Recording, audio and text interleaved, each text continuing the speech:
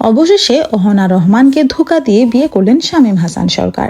বিয়ে করেছেন অভিনেতা শামীম হাসান সরকার। তার নিজের বাসায় বিয়ের আনুষ্ঠানিকতা সম্পন্ন হয়েছে।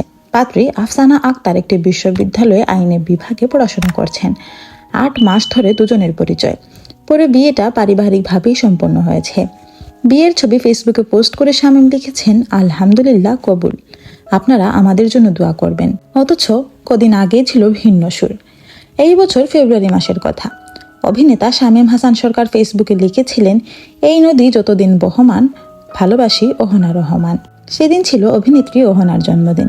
একসঙ্গে তাদের ছবিও ফেসবুকে পোস্ট করেছিলেন তারা। এই জুটি নিয়ে তখন বিনোদন অঙ্গনে চাওয়ার ছিল তারা নাকি চুটিয়ে প্রেম করছেন।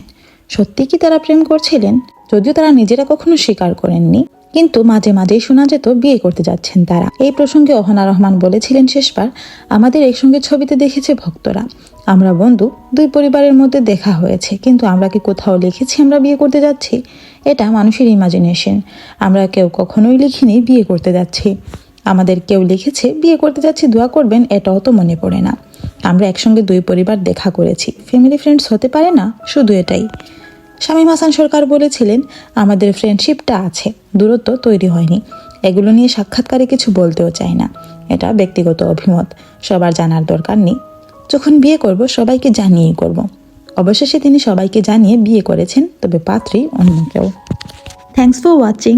Please subscribe to my channel and follow for more.